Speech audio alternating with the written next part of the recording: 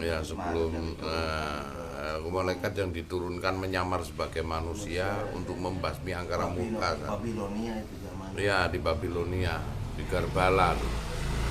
Dulu terkenal dengan sihir Karbala. Sampai sekarang ini dianut. Sihir Karbala itu berupa simbolis-simbolis seperti Freemason, Victoria terbalik itu di Manson sorry ya itu sihir bakal. Dia mengadakan simbol-simbol seperti matahorus, tanduk baponet, obelis, piramid, mata satu, dajjal, itu sihir Karbala.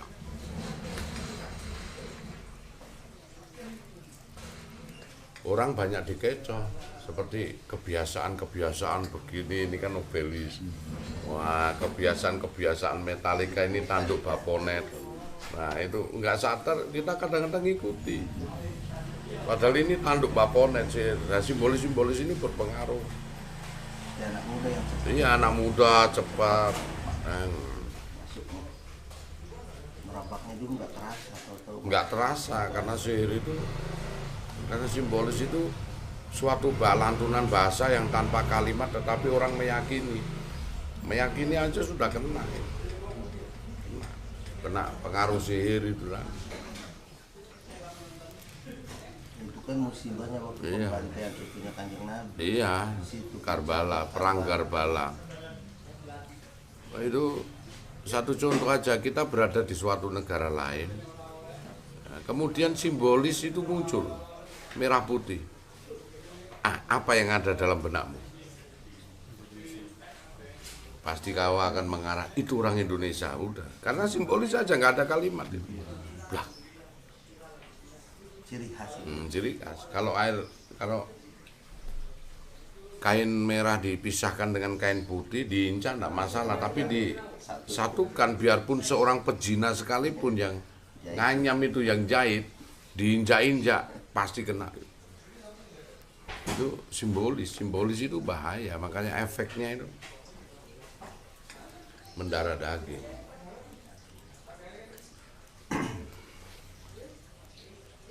Menavigator pikiran kita namanya sihir. Yang mengavigator seperti film Rainbow, film apa, dia navigator dengan simbolnya Liberty, menara, terus mata Horus, sang matahari itu mata Horus. Ternyata dia mengadakan film-film itu yang berdurasi kekerasan. Nah, itu mempengaruhi sifat semua manusia di dunia, sihir.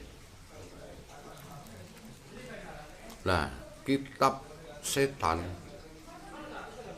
yang ada yang dititipkan sekte-sekte gereja itu yang durasinya 2 meter namanya Codex. Itu berisi simbolis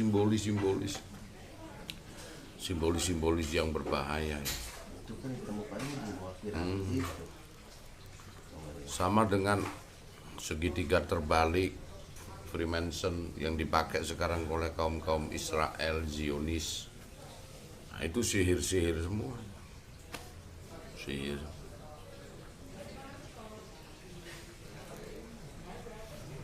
Ada makna-makna yang terselubung.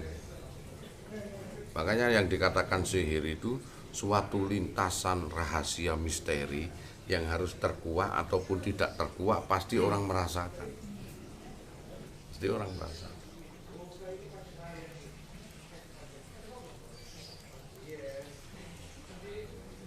Sama dengan COVID-19 ini.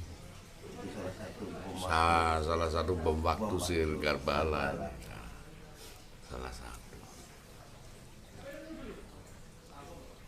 Kalau 19-nya itu maknanya apa sih? Ya itu sudah.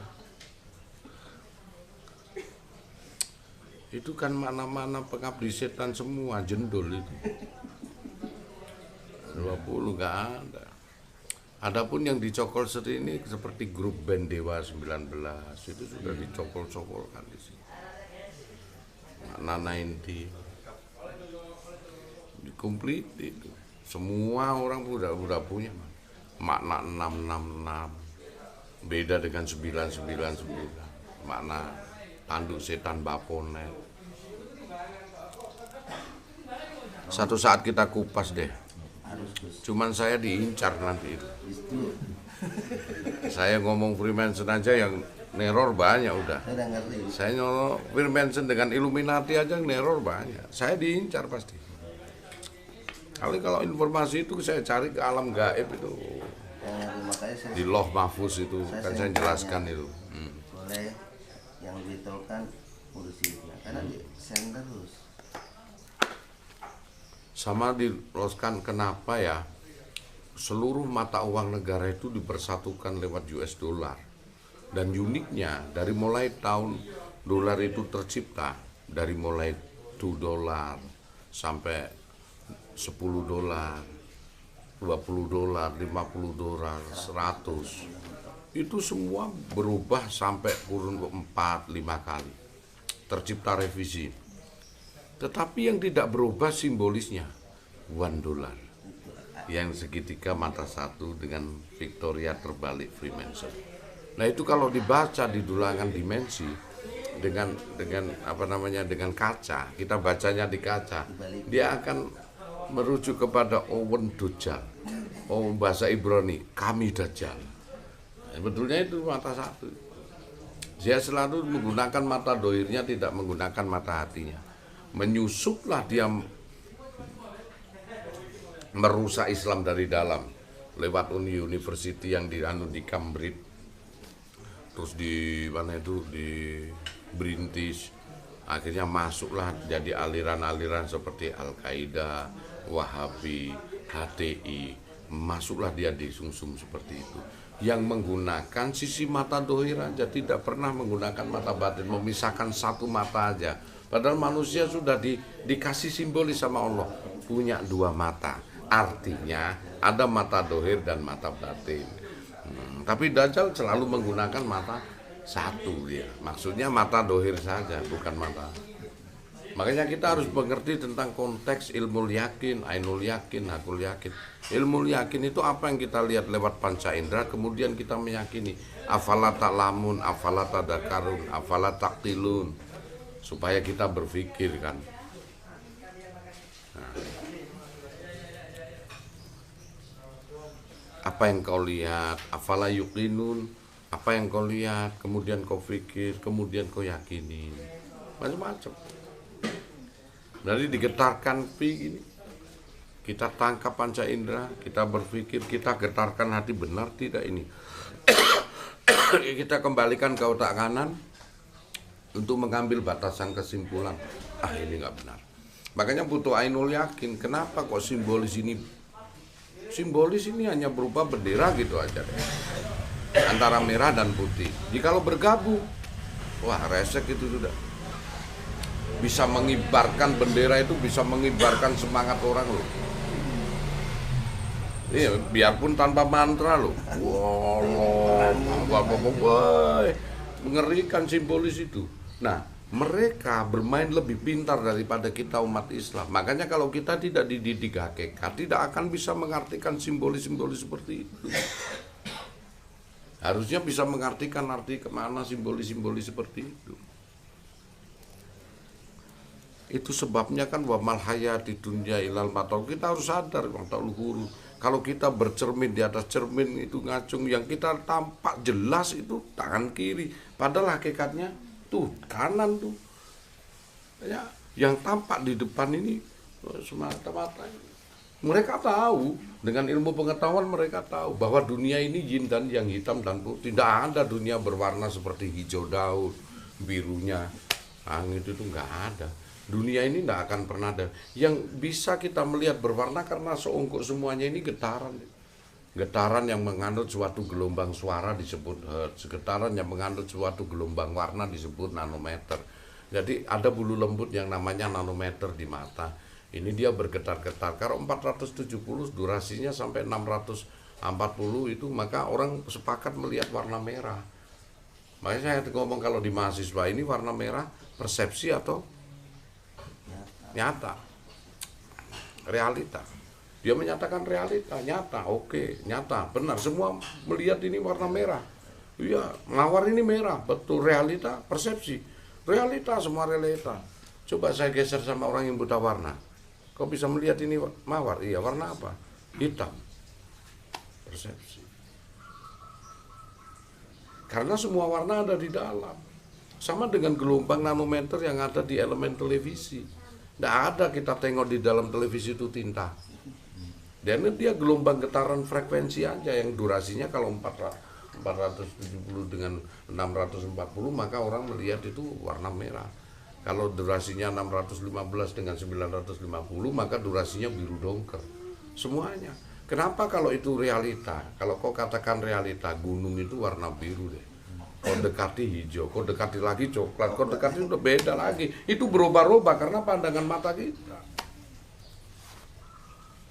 Jadi semua kejadian dan peristiwa theory of everything tidak pernah terjadi di luar, tapi terjadi di dalam diri. Makanya Rasulullah lebih mencontohkan, man arufa nafsa wa faqad arufa rabbahu. Cari dirimu sendiri, kau akan mengenal siapa Tuhan. Kalau kau mengenal di alam realita seperti ini yang kau katakan realita, nanti ketemunya persepsi. Jadi jangan ketipu dengan mata kita ini. Jangan ketipu. Ada satu tembok 3 meter kau bisa lompati. Nah, mata kita tidak akan bisa tembok yang setinggi 3 meter. Tetapi kalau tembok itu dibangun dengan jarak tempuh 1 kilometer, dia serasa sekian. Seolah-olah kau bisa melompati itu tembok. Karena mata kita itu tidak mampu untuk menjangkau jarak tempuh tersebut. Begitu. Aduh. Ya jengrek. Aku sengaja iri dia, hambiar to air.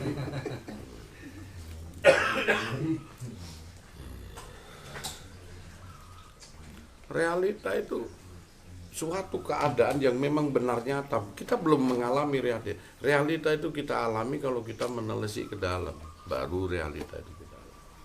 Siapa diri kita dan seperti apa diri kita itu baru kita mengalami realita yang sebenarnya. Sulit. Makanya di sini butuh ngaji untuk menyatukan persepsi, kemudian mengambil batasan kesimpulan supaya kita tidak tersesat.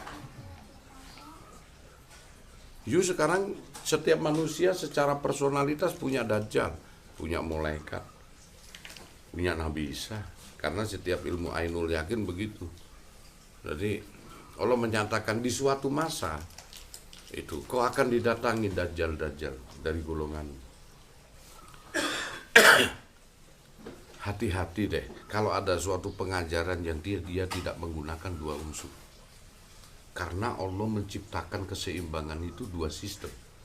Ada laki dan perempuan, maka ada kehidupan, ada siang dan malam, ada panas dan dingin, ada dohir dan batin. Kalau ada suatu ajaran agama yang dia tidak mau menerima tingkatan batin atau kebalikannya dulu, hati-hati. Dia memakai mata satu dajjal. Begitu aja. Yang semestinya keadaan yang terjadi keduanya harus digabungkan sebagai kekuatan insanun kamil. Nah itu Waalaikumsalam sih. Amin. Amin. Embundi. Bojonegoro. Sepedaan itu. Dasarnya yang selalu dipikir dalam konteks kehidupan itu bisa sempurna manusia itu kalau berpasang-pasangan. Ada siang malam, laki perempuan, perjumpaan dan perpisahan, hidup dan kematian, semuanya serba maka kujodohkan di antara keduanya. Nah, ada dohir dan batin, ada awal dan akhir, macam lah semuanya. Ada Allah dan makhluknya, semua konteks syahadat yang diambil. Asyhadu an la ilaha illallah, asyhadu anna Muhammadar Rasulullah. Ada badan alus, ada badan kasar. Asyhadu an la ilaha illallah lanangane, asyhadu anna Muhammadar Rasulullah wedokane. Asyhadu an la ilaha illallah orang tuane, asyhadu anna Muhammadar Rasulullah anake. Asyhadu an la ilaha illallah, apapun konteksnya itulah. Tetapi kalau ada suatu pengajaran yang dia tidak mau menganggap jodoh satunya, tanda kutip, itu aja, gampang kok, deteksinya gampang kok, ada aja.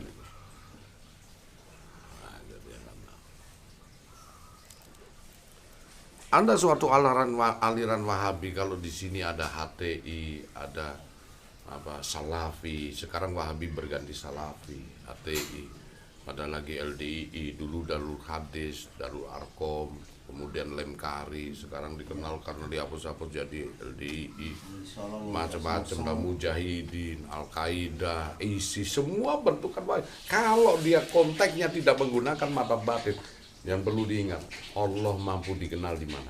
Di dengkul, di sikut, di kepala, atau Allah sudah menyatakan lu di Nabi Musa. Jikalau eksistensiku kuberikan kepada bumi, maka dia hancur lebur. Jikalau eksistensiku kuberikan kepada alam semesta, maka runtuhlah segala hukum. Jikalau eksistensiku kuberikan kepada gunung, maka berhamburkanlah dia. Hai Musa, hanya satu yang mampu menampung eksistensiku, hati manusia.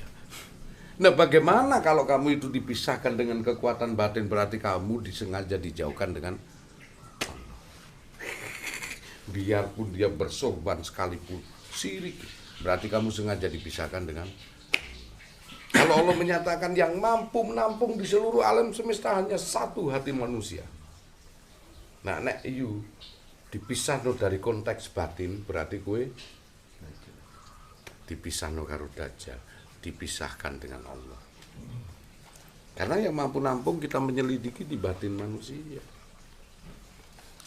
Jadi gitu, segala sesuatu yang bermata satu logo Dajjal, biarpun dia berbusana apapun, syariat sekalipun apapun,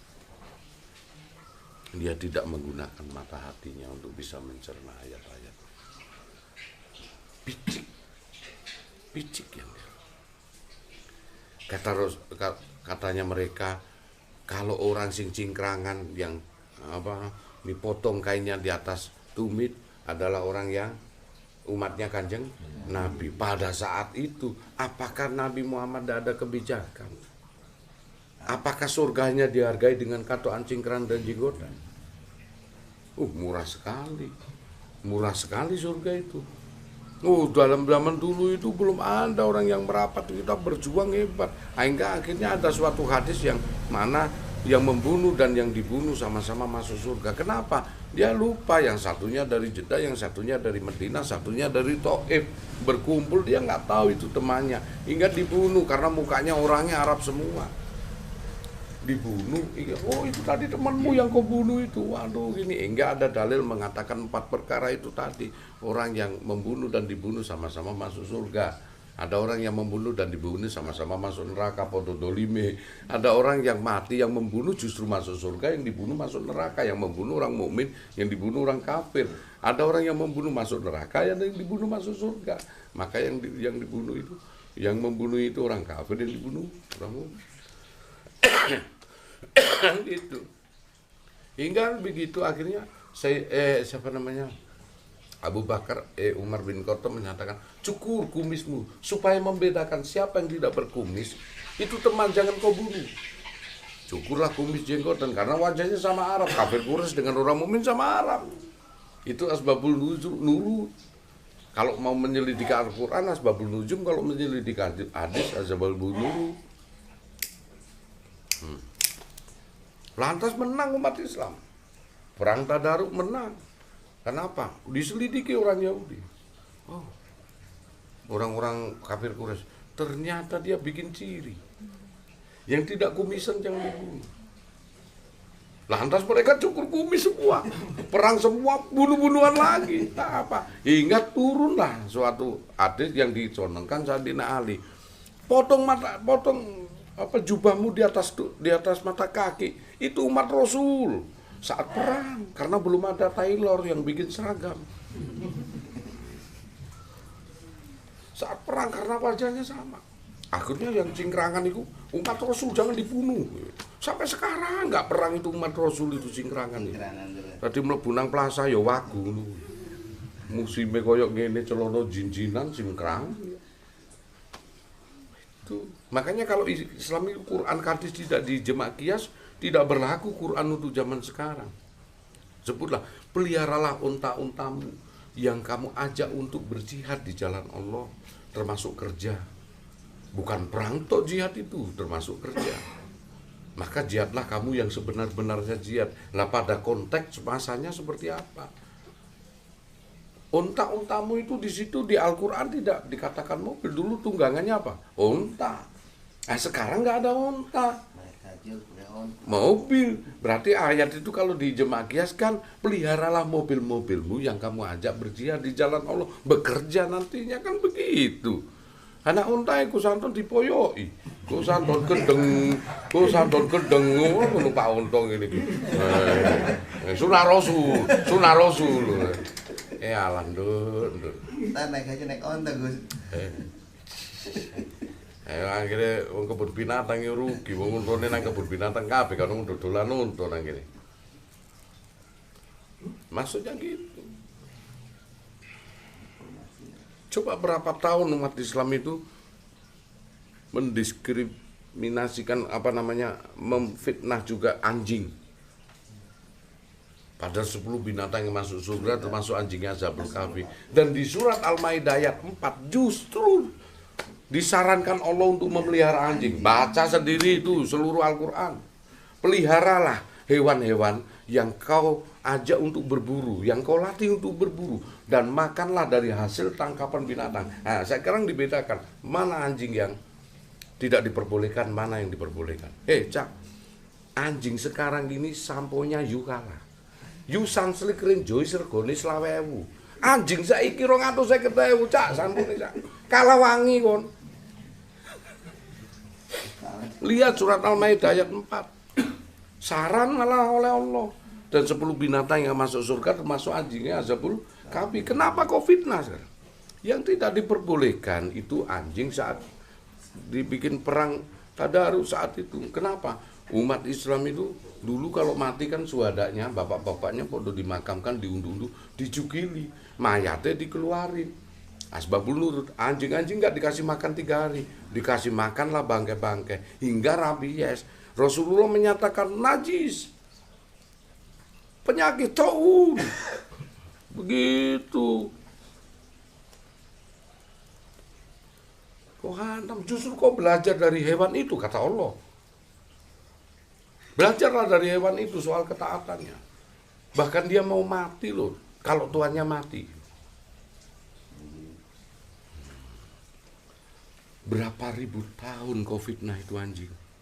Hingga ada suatu anjing yang masuk di pedalaman kampung Islam dipukulin sampai mati. Astagfirullah. Padahal buat apa surat Al-Maidah ayat 4 itu? Ada di Al-Quran loh ini. Kenapa kiai-kiai nggak pernah membacakan kepada mereka-mereka? Demi Allah ini Agus ngomong ini, taruhan di akhirat. Al-Quran menyatakan peliharalah binatang-binatang yang kamu ajarkan untuk berburu dan mengucap namaku. Dan belajarlah dari ketaatannya. Dan makanlah dari hasil yang ditangkapnya. Malah tidak apa-apa. Aneh. Kasihan kan sekarang sebetulnya. Umat Islam ini degradasi mental ini hancur betul. Kau fitnah anjing ini nggak bersalah dari dulu.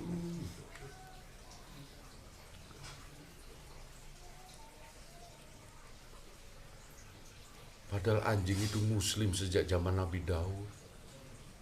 Nabi Daud kesukaannya anjing. Nabi Sulaiman juga kesukaannya anjing.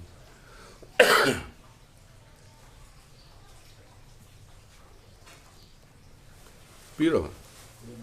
Oh iya kok anu kok tak kayak. Sampun nggih.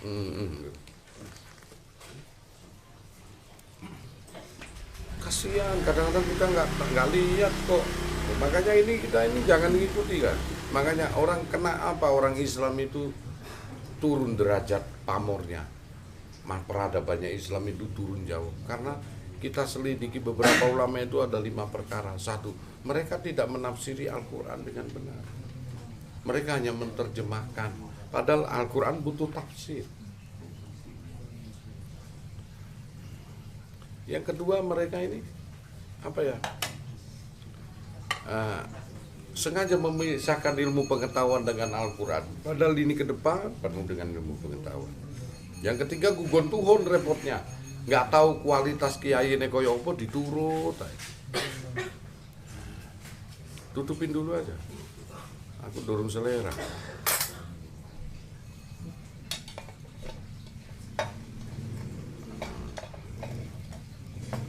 Yang ketiga, mereka ibadah hanya untuk kejar setoran, menggugurkan kewajiban. Nah, yang kelima ini yang payah. Apa? Mereka tidak mentuhankan Allah dengan benar. Jadi yang dituhankan adalah aturan. Jadi gini takut. Mereka tidak takut kepada Allah, tapi takut kepada aturan itu. Padahal sifat Allah wujud itu dari sifat nafsiyah apa? Iya huwa wa iya ghairu. Aku sang dat melekat pada makna. Pada makna orang tersebut. Kalau orangnya berdurasi Roman Rohim, maka kau akan menemukan Allah yang Roman Rohim. Tapi kalau kau berpikiran bahwa Allah ini maha kejam, besok kau tinggal tunggu waktu aja kamu. Kamu akan bertemu dengan neraka, kamu akan bertemu dengan hal yang jelek-jelek.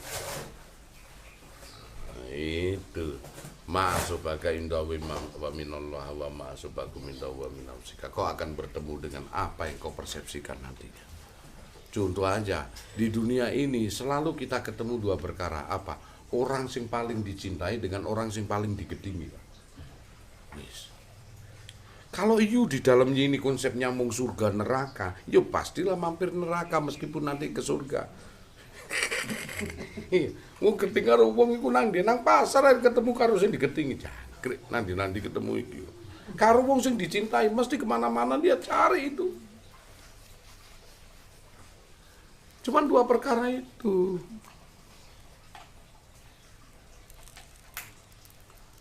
Apa sih yang kita cari sekarang ini? Secari ketentraman, kebahagiaan, kemurnian jiwa. Itu yang kita cari sekarang.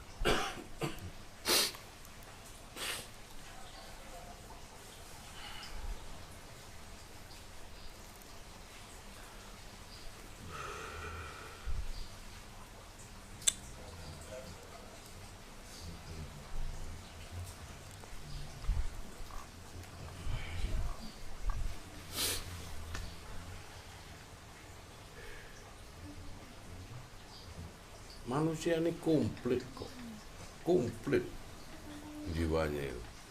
Mau dia berpikir ainul yakin, yang timbul ainul yakin. Mau dia berpikir tentang ilmu yakin, yang timbul ilmu yakin. Mau dia berpikir lebih dominan yang hakul yakin, ya hakul yakin. Mau dia berpikir tentang logika saja, ya itu aja. Komplit kok. Dia tidak mengaktifkan dari sisi batin, dia hanya mengaktifkan dohirnya saja. Akan ada masalah nanti. Karena visi misi manusia ditugas Allah itu kenali aku. Awaludin ma'rifatullah, bahwa awalnya kau beragama harus mengenal aku. Allah. Ma'rifatullah.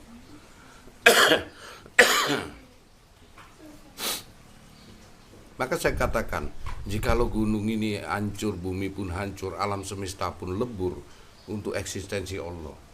Dan Allah hanya menyatakan kepada Nabi Musa, hanya satu wadah yang mampu menampung eksistensiku. Siapakah ya Allah? Itu hatimu, hati manusia. Nah, kenapa engkau pula dipisahkan di situ? Di tasawuf ini ngaji Rasul, ini yang kita bisa mengenal Allah secara indah. Selamatlah segala hukum. Cintai Allah, maka kau akan terbebas dari neraka. Selagi kau tidak mencintai Allah, tidak akan terbebas.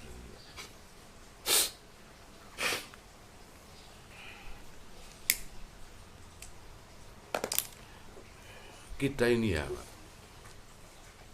umpama ini tadabbur.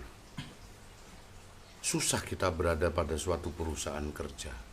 Setengah mati kita. Apa yang kita lakukan? Umpama kau seorang perempuan, bosnya seorang laki-laki. Atau kebalikannya, bosnya seorang perempuan, kita buruhnya orang laki-laki. Hanya ada dua caranya kita membebaskan diri. Apa? Prestasi kerja yang hebat. Kemudian kita naik ke tingkat jenjangan supervisor, manajer, direktur. Atau pikat bosi. Iya Pak. Nek bosi naksir kon, bebas kon. lewat ah. Sosok kalau kita ini ya berada di PT Alam Semesta, lo ini PT Alam Semesta. Kau supaya selamat, nggak kekurangan, apa yang kau lakukan? Prestasi ibadahmu hebat. Hingga kau naik makom menjadi supervisor, ahli toriko, naik makom lagi ahli hakikat, wah makom langsung dari direktur, enak, gak ada yang ngatur. Atau pikat Allah, biar Allah mencintai kamu, seperti caranya seorang pelacur memikat Allah, hanya gara-gara kasih makan anjing dia ahli surga. Pikat.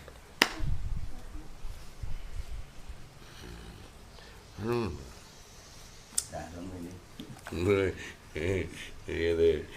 Orang hasabun muridun atau hababun murodun. Muridun dari bawah ke atas atau murodun wis dijago dari kandungan.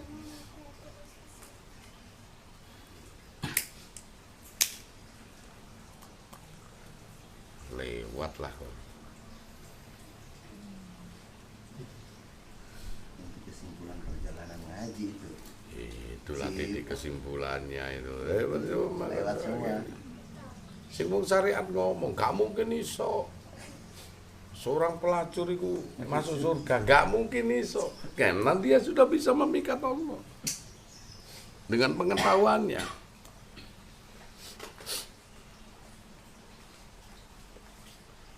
Cuma di baju syariat jelek. Iya. Ada satu sistemnya kan di baju syariatnya bisa. Gara-gara itu terusir Sri Rama itu. Perkara Prabu Ayodhyapala itu punya istri 2.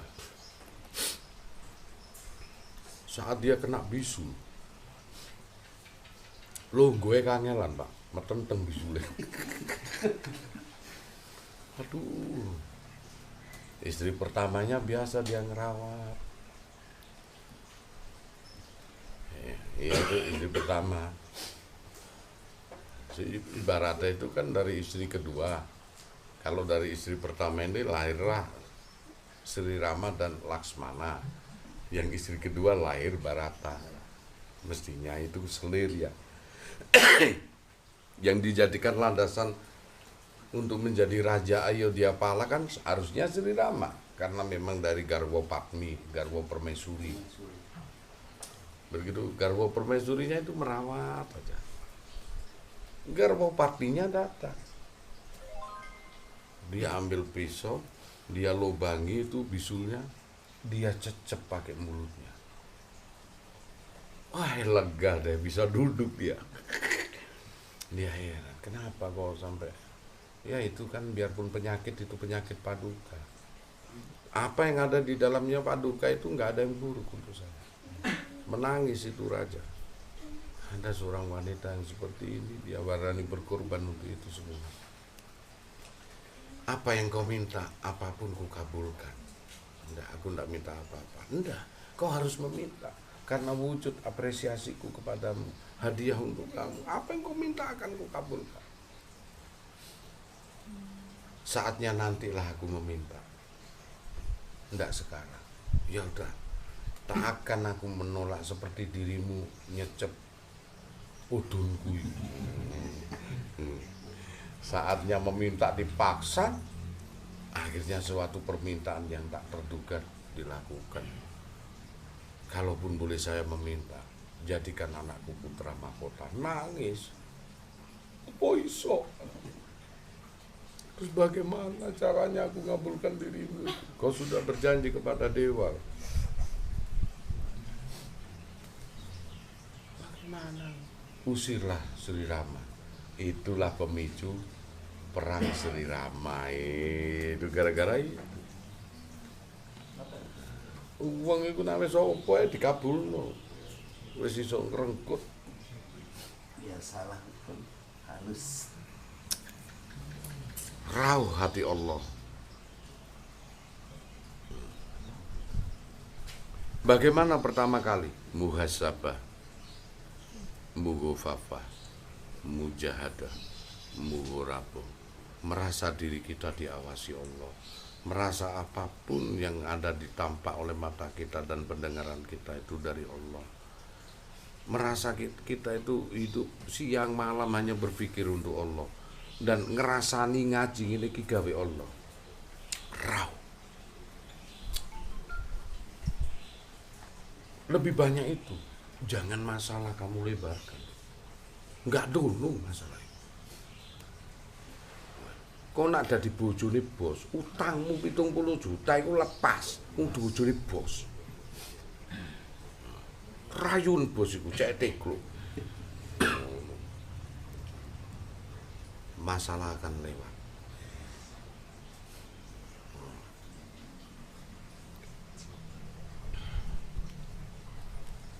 Dulu saya jual mobil bapak saya hanya untuk selamatan. Saya itu minum nggak suka, narkoba nggak suka, apapun bentuk negatif. Saya nakalnya di bidang ilmu, Pak. Sampai untuk bacaan selamatan jual mobilnya bapak 2. Sampai kawani mulai. Kawani mulai ya. Ya apa mulai takut mobilnya nang di kabeh.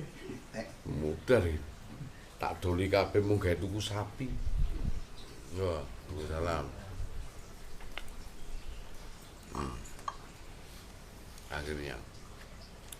Akhirnya apa yang terjadi? Alhamdulillah nih.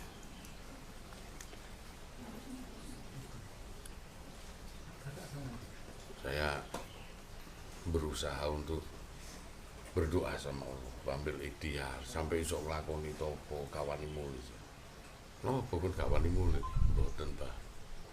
Kula tak teng mriki karena mikir mobilku tak dol. Gawe ngerayu kiai ini supaya kayak ilmu. Sing mobil situe kayak bancaan. Kawani mulih kon pikir kon tau ngrasakno ngono, aku gak tau ngrasakno ngono. Aku iku tau ngrasakno. Ada seorang pengusaha dari Jakarta yang dia punya masalah berat. Hingga minta tolong sama guru saya. Bagaimana ya? Hanya engkau yang bisa menolong saya untuk minta doa kepada Allah. Masalah ini terselesaikan. Dari kemarin saya minta Anda tunda-tunda tersebut. Bukan saya menunda. Tapi saya sedang berpikir, ini anak saya ini, bagaimana dia bisa pulang? Sudah berapa tahun dia di sini. Dan dia sudah menyelesaikan visi misinya. Ternyata yang mikirkan saya. Aku bantu kau. Asal bagaimana kau tahu caranya, ini anak supaya bisa pulang. Mendekatlah Antoni Tanjung, Ade Akbar Tanjung. Gimana bisa pulang? Saya dikasih tugas sama Eyang untuk Anda bisa pulang. Atau mau tak antar, atau mau tak mediasikan, barangkali ada masalah. Enggak Pak, sebetulnya saya itu punya utang sama bapak saya. Saya nggak pulang kan karena jual mobil. Pulang aja kalau mobil dibelikan itu mobil. Dikembalikan tak duit itu. Pulang lah. Selamat Pak. Malah dikasih semuanya grasing tahun itu.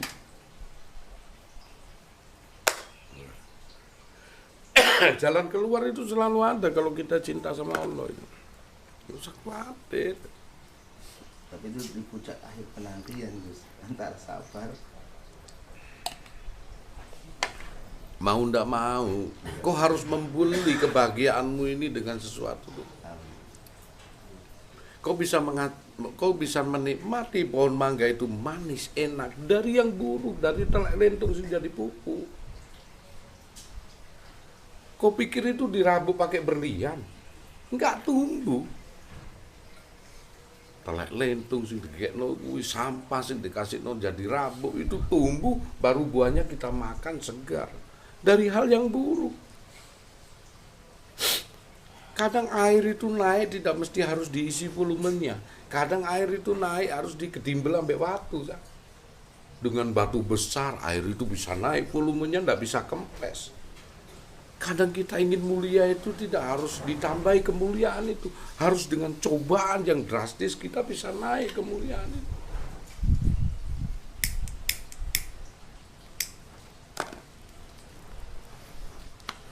Dan bersih. Nyaring air itu tiba ambek watu. Banyak watu, Brojo berjana perhubungan kayak watu meneh brojo wah jernih. Kau bisa dikatakan seorang sufi, orang yang suci karena banyakan cobaan yang menerpa dirimu. Bukan kau berada di dalam rumah, diem toh itu seorang sufi. Bukan. Dia hidup berlaku baik di fitnah. Mereka batu-batu sundangan untuk bisa menghaluskan kita.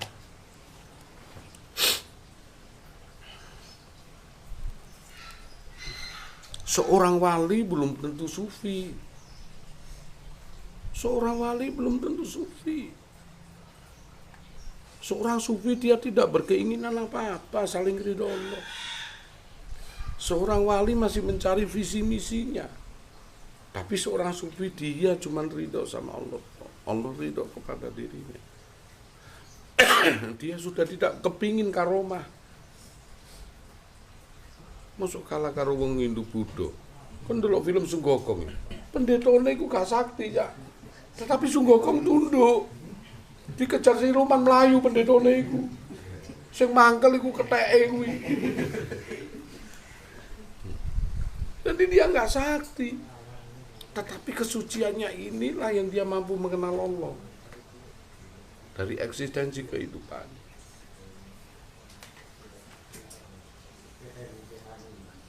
Kesuciannya inilah yang mampu dia membawa Sunggokong ini supaya terbebas dari hukuman dewa itu. Dikongkon ngabdi nang pendeta sing suci. Loh, wali pun masih ngabdi sama orang suci.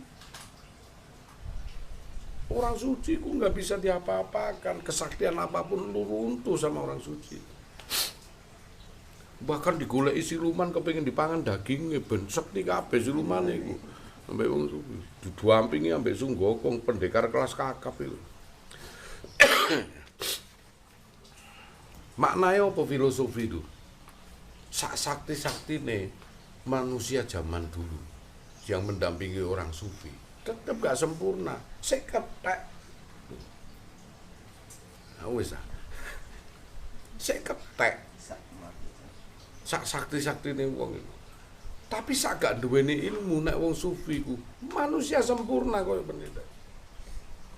Yang di dalamnya seluruh unsur rahasia ada. Maka kalau seorang wali pun juga seorang sufi itu bergabung dia jadi satu, maka insanun kamil.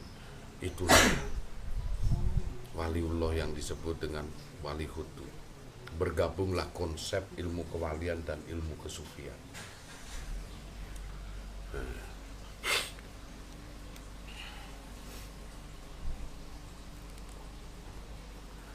Kalau orang sakti yang murka dirinya dan ilmunya, tapi kalau orang sufi yang murka Allah dan alam ini. Sing gak nrimano nek wong sakti ilmune, Pak, tiba-tiba diserang ilmune, wah, mempertahankan dirinya. Kekuatannya timbul. Tetapi kalau orang sufi, alam ini ya enggak.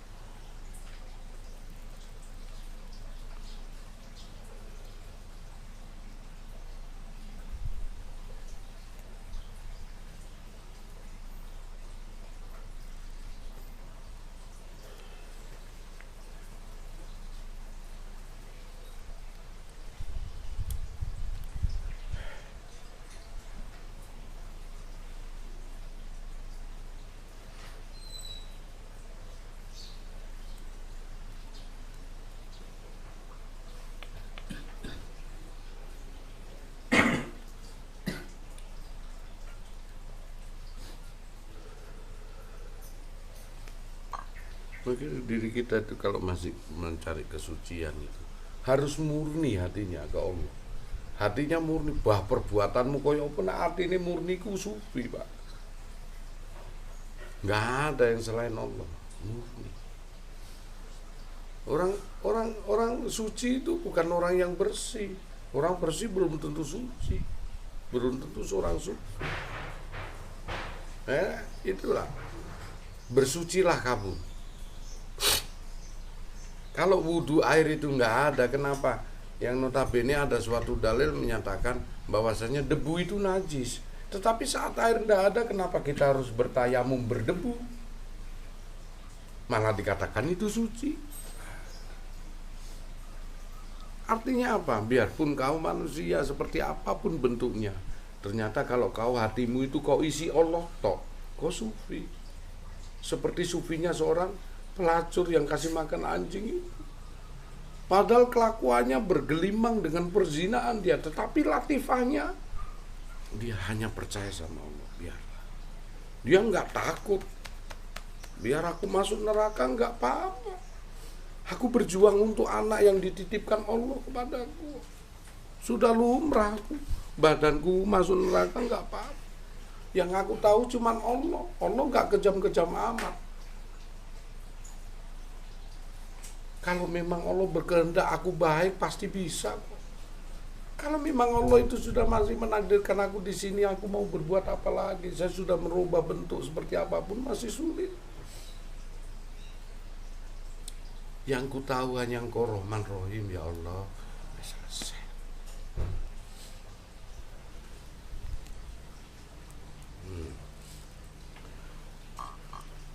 Ars dibikin goyang dengan pelacur itu. Tanyalah malaikat Janaibah. Tahu malaikat Janaibah? Malaikat pemikul ars. Dia bergoyang. Kenapa ars ini bergoyang, ya Allah? Aku takut tanya Engkau, tapi aku ingin mengerti kenapa yang aku sangka miliaran tahun ini ars ini bisa bergoyang. Ada kekasihku yang cinta dia kepadaku. Nah, yang menyentuh ars ini, goyang ars ini, yang songgoane songgo buwono, nyonggo surga juga, Pak. Lebur segala hukum, baik itu hukum apapun, lebur segala hukum itu.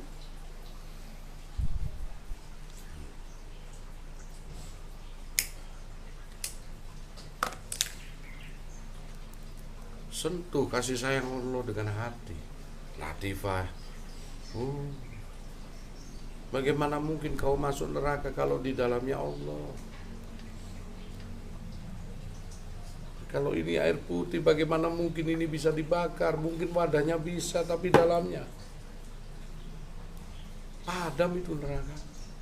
Isi dirimu dengan Allah. Bagaimana mungkin ini dia akan masuk? Tidak mungkin.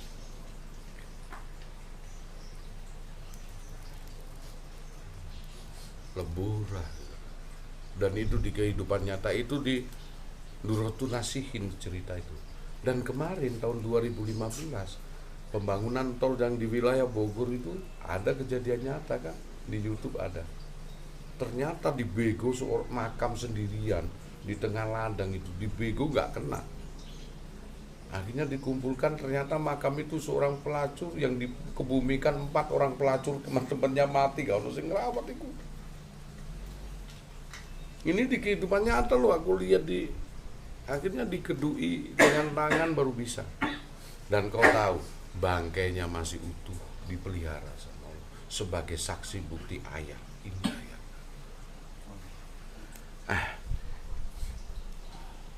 Ini kan realita, ini kan kita lihat. Lantas kita ini, akal budi kita bagaimana sekarang? Jangan pernah kita meremehkan orang. Meski kadang landasannya orang itu masih jelek. Jangan. Di sini ada 4 pelacur ya, 6 datang itu, Gus Anton hormati kok. Saya loh ditantang sama Allah. Taruhlah kamu itu bikin nyamuk kalau mampu dong. Apalagi bikin manusia. Jangankan hati manusia. Taruhlah kamu bikin nyamuk kalau mampu. Di surat An-Naml pun ditantang kita sama Allah. Engkau yang menciptakan atau aku yang menciptakan? Kita ini landasannya suruh berpikir yang eleglani, dikongkon bijaksana, menghormati.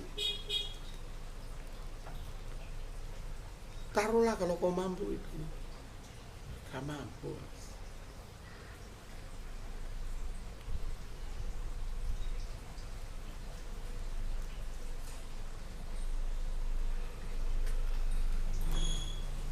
Dia bilang,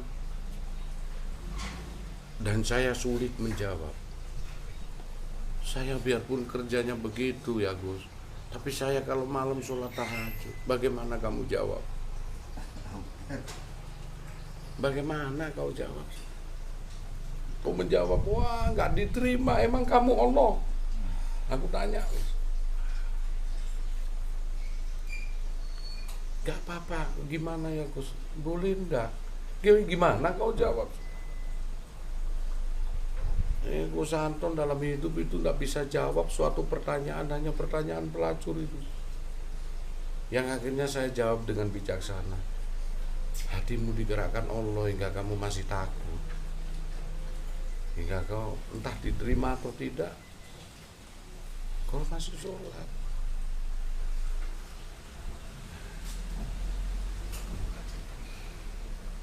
Iya Gus, ya iya, aku takut Gus, coba. Gak bisa jawab Gus Anton ini. Gus Anton jawab dalil sing jelimet apa tak jawab, Cak. Hakikat rahasia yang seperti apapun tak jawab, Cak, ono bisikan. Begitu kena seorang pelacur sing gelar sajadah, nek bengi tahajud hanya untuk minta keselamatan. Mampu jawab. Diem Gus Anton. Gimana aku jawab? Dohirnya dia bergelimang maksiat, tetapi hatinya ingin bertobat karena tidak mampu. Ya lah Gus, doakan ya, kalian juga adik-adikku. Kadang Gus punya ilmu, tapi kadang dari sisi kemuliaan Gus kalah.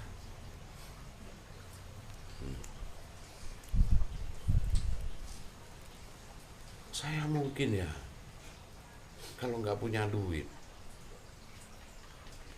anak butuh makan ya mungkin.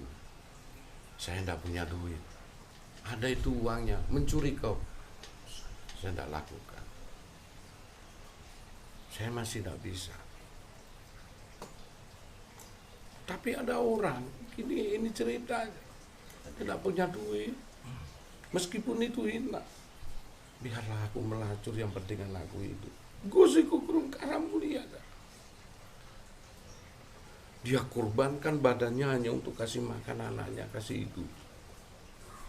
Ini kita berbicara tentang kesufian, kesucian. Bukan berbicara masalah aturan lewat ini. Halal haram makruh itu sudah jelas lewat, kita bagaimana bisa nyikapi. Mungkin Anda nggak punya duit, mencuri sana. Mampukah kita orang lagi? Kalau memang tidak punya dasar mencuri, mampukah kita hanya untuk berjuang, berkorban kita biar ketangkap orang untuk kasih makan anak istri? Mampu kau? Mampu kau. Tapi itu dilakukan seorang pelacur, meskipun dia nggak tahu, meskipun tahu dia itu bergelimang dosa. Dia korbankan dirinya seperti lilin, mampu menerangi di malam gelap gulita meski dirinya hancur. Mana penghargaan kepada lilin itu? Bergetar kau kalau aku itu cerita tentang kesufian.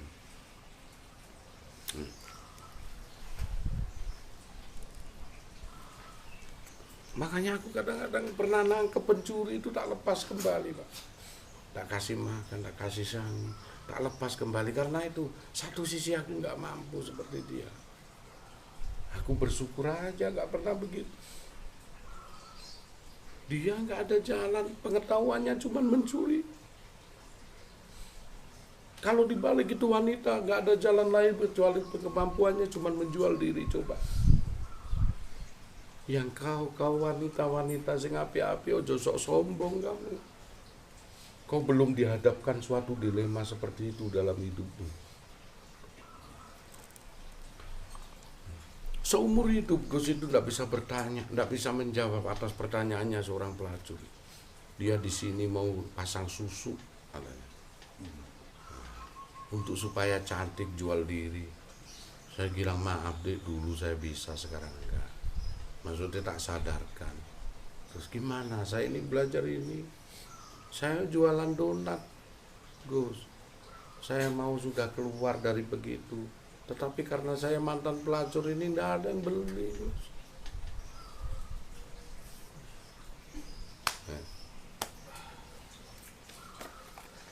Bisa diem Gus ini. Akhirnya juga keluar sebagian rezeki saya untuk mereka. Ya dong. Nah, kita tidak pernah hidup dihadapkan seperti mereka, Pak. Ini sentuhan latif, sentuhan hati yang paling halus. Kita bisa merasakan orang yang terdolimi, teraniaya begitu.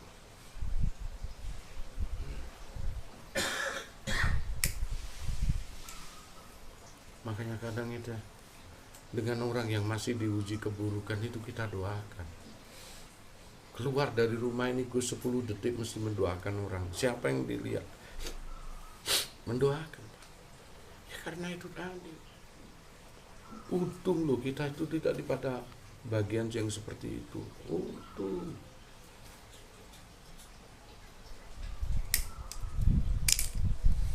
Katanya sang pelacur itu, kadang kalau malam aku berbuat dosa, tapi kan aku tebus dengan sholat tahajud, minta keselamatan. Terus bisa apa kita ngomong itu? Ayo, dia pakai logikanya sendiri loh. Daripada ndakku. Ya sementara kalau tanya orang ustadz syariat, percuma suratmu tidak diterima karena kau maksiat, kan gitu. Tapi dia pakai logikanya sendiri loh itu. Iya loh. Saya diam.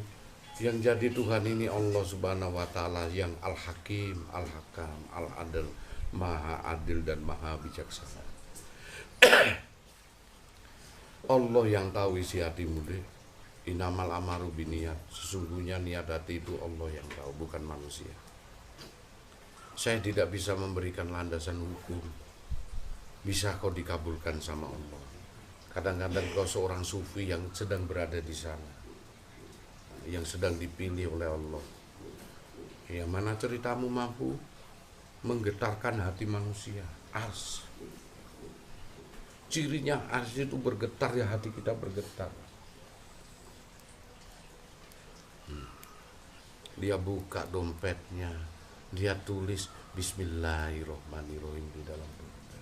Aku tanya, kenapa dompetmu kau tulisi Bismillahirrahmanirrahim? Kan rezekiku haram, biar keluar dari sini berkah. Sederhana dia pakai. Apa yo ngono yo gak ngono sajane cuman kalah kok. Gak iso ngomong. Karepe dhek kepengin berkah iso ngono. Kan nanti untuk anak berkah keluar dari dompet wis bismillah. Mas.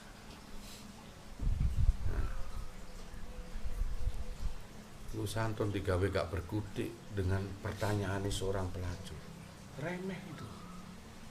Ulama kelas apapun bisa ngomong lu santun. Begitu kena itu. Yang jadi Allah itu Tuhan kita, Tuhan seluruh umat manusia. Akhirnya pulang saya hantarkan, Pak. Saya hormati dia, saya hantarkan. Iya, hati-hati ya, Dek. Nah, saya hantarkan di mobilnya. Saya pandang itu pulang. Kenapa diantarkan? Supaya menjadi sejarah untuk dia. Saya setiap ke ulama selalu dihina, tetapi saya dihormati dengan ulama satunya supaya jadi sejarah dalam hidupnya. Kelak di akhirat bisa nolong aku. kelihatan korban. Orang pada ngolok-ngolok saya, tetapi di Gus Anton saya dihormati. Kelana ono mlebu neraka niku sang pelacur itu akan membela. Satu-satunya orang ulama yang menghormati aku hanya dia, ya Allah. Mau kau tak hantar dia di mobilnya sebelah sana, yuk. Hati-hati, kau bisa sadar-sadar. Cari yang lain. Teguhkan imanmu, kuatkan. Ini kita cerita orang-orang sufi yang kadang-kadang itu berbaur dengan kita di sosial apapun, di ranah kehidupan apapun. Mereka bergelimpang dengan kekotoran kadang, tapi dirinya bersih. Mereka bergelimpang kekotoran. Makanya debu itu najis, tapi kenapa di saat gak ada air, debu itu bertayamum dengan debu. Hancur hati kita itu, remuk kita itu. Dengan begitu nggak ada fanatis, rontok fanatik kita, nggak ada. Yang ada cuma rasa syukur kita. Kalau kita sudah bersyukur, kita pada ranah yang positif, kita doakan itu. Kita doakan, ya Allah, mudah-mudahan kau rubah nasib wanita itu.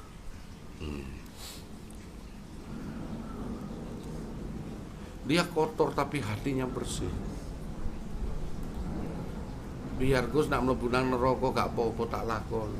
Lah anakku mangan apa coba? Dia terbebankan karena titipan Allah itu. Dan itu Allah menghormati itu. Sayangnya dia kurang tegak imannya, sayangnya dia berputus asa, cuman itu aja kekhilafan. Dan Allah itu memaklumi khilafiyah.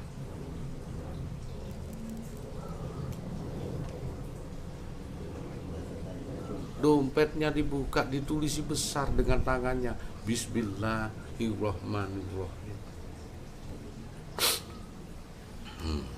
Sadu saya lihat, saya tanya, kenapa kok tulis itu Bismillahirrahmanirrahim? Kan saya dapatnya haram. Biar kalau keluar dari dompet saya berkah. Kajian ibu masuk ke dosis Akhirnya dia pakai logikanya sendiri, tetapi nggak tahu ini benar atau tidak. Mungkin benar untuk dirinya sendiri, dibenarkan Allah. Hingga anaknya bisa sekolah. Tidak akan bisa dijawab dengan dalil. Ini kenyataan hidup. Saya sampai diem. Saya nggak bisa jawab itu. Ngerti dalilnya tapi saya nggak tega keluarin dalil itu. Saya nggak bisa jawab. Dibikin buntu mulut Gus Anton dengan Allah. Sama Allah dibikin buntu. Dibikin nggak bisa ngomong. Iya. Kan nggak apa-apa ya Gus ya. Nggak apa-apa lah. Yang jadi Allah bukan Gus Anton ya. Sana yang menciptakan langit dan bumi, yang menciptakan dirimu. Bahkan Gus gak bisa ditantang untuk menciptakan nyamuk sekalipun sekecil itu, gak bisa. Yang sesederhana itu pun aja saya gak bisa. Apalagi merubah nasib seseorang, saya gak bisa.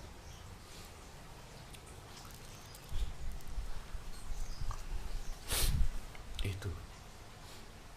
Makanya kalau gitu dibalik, anak kita makan lapar, terus kemudian ada peluang rezeki dari hasil mencuri itu, ada HP-nya orang keleleran, bisa kau mencuri? Berkurban kau untuk anakmu? Nggak bisa. Meski kau sang pencuri tahu kalau ketahuan dipukulin itu, dia berani Pak. Jadi hal yang buruk itu jangan dibilang nggak ada baiknya, nggak ada hikmahnya. Apa kebaikannya? Nyalinya, Cak. Dia mampu korban untuk hal yang buruk itu. Hal yang baik bukan berarti tidak ada keburukannya. Dua-duanya itu saling mengisi. Itu coba. Makanya saya itu cerita tentang sufi begini. Untuk apa kita mau untuk hasanah, mengambil contoh-contoh yang terpuji sebagai landasan ngaji roso ya. Apa? Supaya kita jangan menjustis seseorang selagi orang tersebut masih dalam proses. Ya, ada orang yang mati oleh Begal Lokojoyo, Raden Said saat itu. Mereka berasumsi bahwa Raden Said seorang begal yang kejam. Dia belum lihat ending daripada akhir kehidupan Raden Said yang sekarang menjadi Sunan Kalijogo. Kalau dia itu di alam sana, orang yang dibunuh oleh Begalokojoyo, dia bersyukur aku mati di tangannya seorang calon wali. Tidak ada yang dipercumakan sama Allah, meskipun yang dibunuh seorang wali sekalipun. Meskipun seorang anak dibunuh oleh Nabi Khidir sekalipun, tidak ada yang dipercumakan sama Allah. Begitulah Allah menaruh seorang sufi kadang di tempat comberan. Seorang sufi, kita nggak tahu. Ada seorang pemuda yang dia karikulir adat, tahu ngane-ngane adat. Setiap gajinya habis untuk beli minuman keras. Kalau malam dia di pelacuran. Lantas sering orang mencibir dia. Nah, sang pemuda itu dimarahi sama istrinya. Apa jawabannya? Apa jawabannya? Biarpun aku begini, mandang orang aku jelek, tapi kalau aku mati, seorang raja pun akan nyelawat kepadaku. Mana kok orang hina mau nyelawat? Perjalanan lintas waktu, Harun al-Rasyid datang dia ke suatu kota itu. Ternyata pemuda itu mati di pinggir jalan. Harun al-Rasyid seorang muslim sejati, dia melihat kok ada orang tergeletak. Siapa? Kenapa? Ini mati ini orang. Kenapa enggak kau usung ini jenazahnya untuk kau kebumikan? Wah, itu orang suka melacur kalau malam, kalau siang-siang sore itu dia suka minum minuman keras, buat apa? Enggak boleh begitu itu. Dia angkat sendiri. Jenazahnya kok enteng. Dia angkat sendiri, dia bawa pulang itu sama Harun al-Rasyid. Baru istrinya, lu seorang raja bawa jenazah, ini suamimu. Betul. Mati di pinggir jalan, kasihan gak ada yang anu, makanya saya bawa ini. Harun al-Rasyid bawa, akhirnya aku baru percaya kalau suamiku ini seorang wali. Aku baru percaya. Loh, kenapa kau katakan dia wali? Ya karena hidupnya dia ngomong, kalau aku mati pun sang raja menyelawat ke jenazahku dan akan mengebumikan. Itu aku yakin. Karena jenazah ini kau bopong sendiri, Baginda. Berarti dia benar. Akhir-akhir ini aku baru tahu kebaikan seorang suami. Ternyata uangnya dihabiskan hanya untuk di kota ini supaya minim orang minum minuman keras. Dia buang itu minuman itu seperti berusaha. Dia hadapkan uangnya itu, dia booking itu pelacur-pelacur hanya untuk tidak ditiduri, hanya untuk supaya malam ini jangan ada yang booking, jangan ada maksiat. Itu nggak banyak doa-doa seorang pemuda itu, hanya apa yang dilakukannya. Bagaimana aku siar kepada Allah, duitnya dintekno kayak minum-minuman keras. Paling tidak aku meminimalisir orang mabuk. Dibuang dia setiap anunya, banyak botol dibuang. Bukan diminum. Terus ada orang wanita cantik, dia ngeman itu, dia booking, dia kasih duit, dia habiskan duitnya kerja itu hanya untuk supaya orang ini ditungguin dan jangan sampai dibooking orang supaya enggak zina. Demikian dia habiskan uangnya itu sampai dia zina. Apa yang terjadi meninggalnya itu? Dimuliakan. Dia bukan seorang kiai, dia bukan seorang ahli dalam baca Al-Quran. Durun nafis. Dia hanya apa yang bisa dia lakukan. Kata Allah, itulah orang-orang sufi. Orang-orang suci yang tidak harus bersih. Meski dia bercelumberan di kotoran, tetapi dia tahu cara bagaimana dia menjalankan kehidupan ini dengan bisa menghormati sesamanya. Ngeri dah.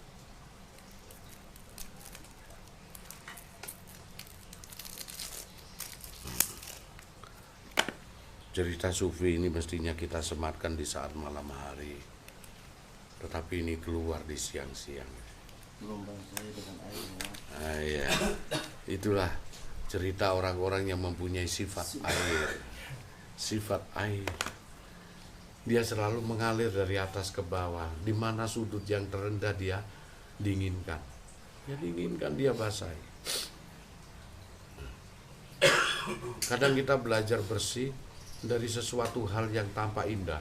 Tetapi kadang kita belajar suci dari sesuatu yang ada di comberan.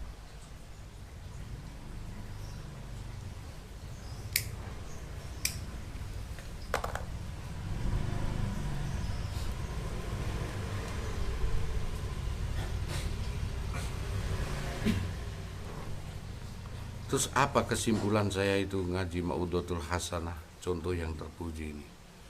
Kesimpulannya satu, Pak, jangan banyak menjustis orang selagi itu dalam keadaan proses. Ending hasil akhirnya jangan. Kadang kita itu hancur tabungan kita, amalan sawab. Hancur. Kasih setiap orang yang kena ujian kita doakan. Kadang-kadang dia itu akan mengarah ke sisi kemuliaan. Kasih dia. Doakan orang yang sudah sukses itu supaya dia ingat kepada Allah dengan kesuksesannya itu. Dari Gus ini belajar kebijaksanaan malah justru dengan orang yang jelek-jelek itu. Ngaji aku melok, dia ngomong saya Gus dengerin. Gitu ya. Jadi Gus iku pernah belajar ngaji sampai wong pelacur. Kenapa tasmu kau tulisi bismillah? Biar kalau keluar halal. Oh, tak liatin orangnya. Lah bagus. Aku belajar ngaji. Iki kitab sing urip gak sing tulisan iki.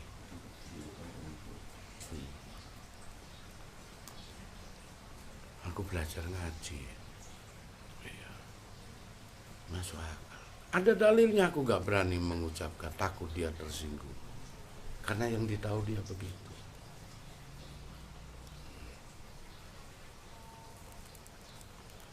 Dengan bangganya dia menyeimbangkan logikanya itu.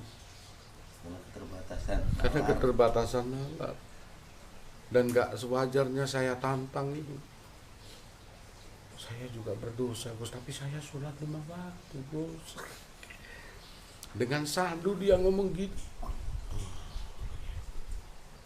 Kenapa pula ya kau itu sudah rusak, tetapi kok akidahmu gak rusak ya? Tanda tanya. Padahal orang kalau rusak gak sholat kan, akidahnya kan rusak. Dia enggak. Tapi kok akidahnya gak rusak ya? Padahal itu rusak. Apa yang terjadi ini ya Allah? Dia bisa memisahkan dohirnya dengan batinnya. Batinnya tetap mengenal dirimu.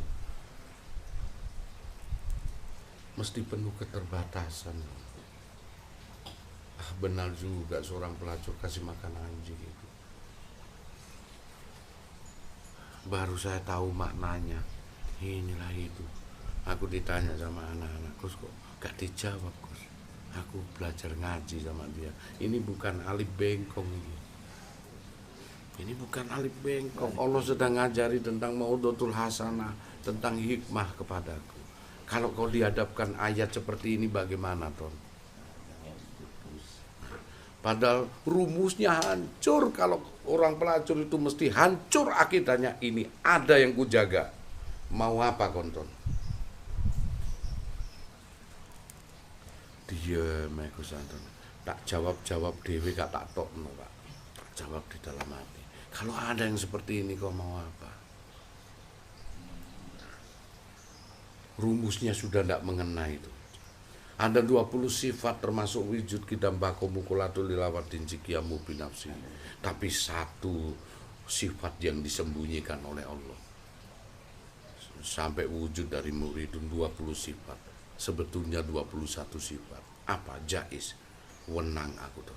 Mau apa kau? Hak prerogatifku. Mau apa kau? Allah memiliki hukum, Allah pun menghancurkan hukum itu sendiri. Mau apa? Seorang yang beriman bisa ku kafirkan, seorang yang terlunta-lunta dalam kehinaan bisa ku imankan. Semuanya tergantung aku. Kau mau apa? Makanya saya tidak berani menjawab dia. Karena saya sesungguhnya sedang belajar sifat jais on. Wenang on. Mau apa? Saya antarkan, tidak perlu diantarkan, tidak apa-apa, kau tamu kehormatanku. Tidak apa-apa. Terus anjing kayak gitu muncul di biasa tingkatan orang yang sudah Khawas. makomnya halus, tinggi, diuji, apa bahasanya, Iya. nginjil, jatuh.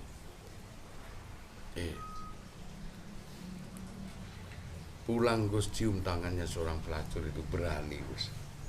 Apa? Guru saya dalam suatu kalimat kaunia. Saya dapat ilmu hikmah dari kamu deh. Sebagai landasan pegangan kehidupan Gus ke depan. Di depan murid Gus saya cium. Terima kasih. Kau guruku sekarang. Mungkin kau sekali ini datang ke sini. Tidak akan mungkin datang lagi. Kadang kita nggak tahu siapa wali yatim, wali perempuan. Kita nggak tahu. Tapi konangan sampai Gus Anton kau dipilih oleh Allah untuk mewedar suatu hakikat ilmu kamali. Ilmu yang sempurna. Yang mana disinilah ada sifat jais Allah.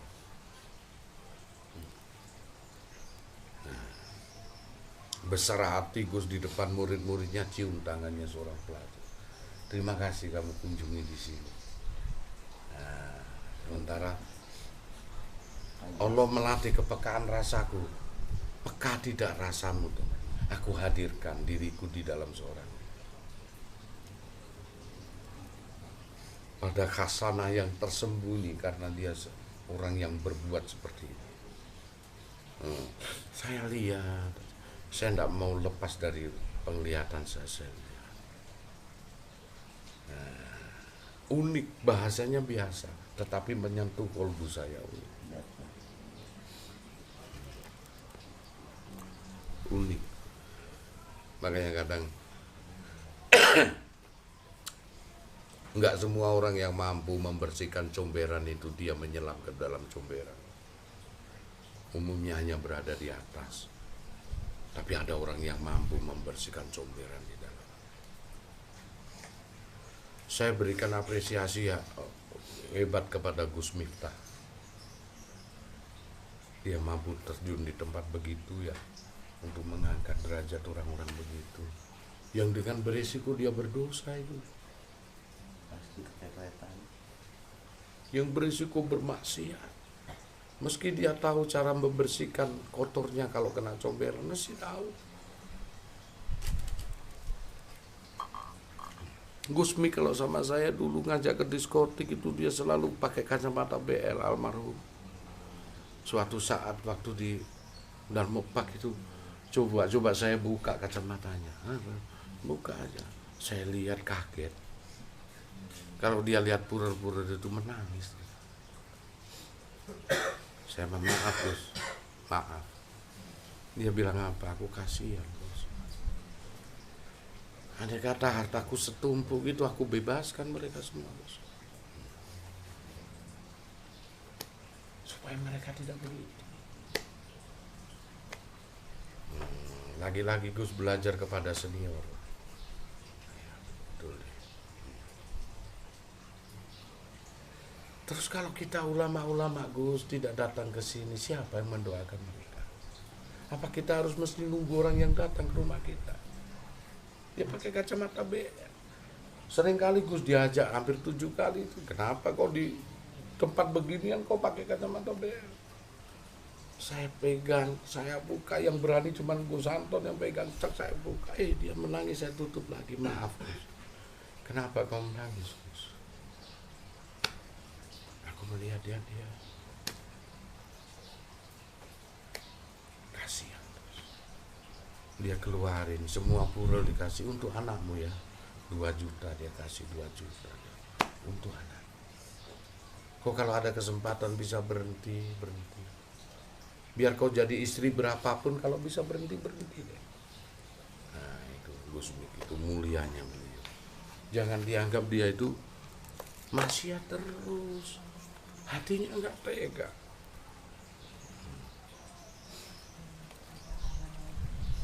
Sulit orang-orang begitu itu bisa jalan, bahkan dia sendiri mau terjun ke tempat begitu hanya untuk memberikan berkah doa.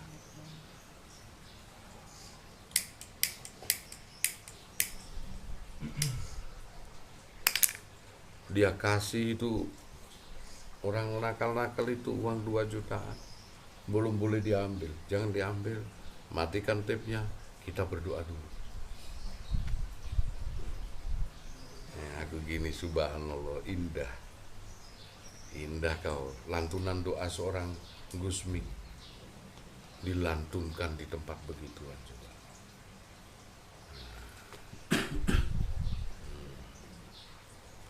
Itulah saya belajar syiarnya ulama-ulama salaf, bukan salafi, salaf, orang yang mengetahui dohir dan batin.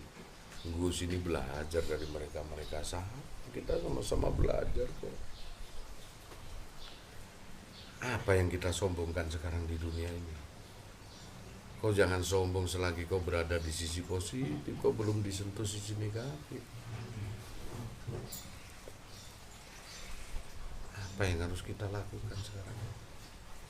Yaitu belajar bijak untuk menyikapi segala tindakan apapun.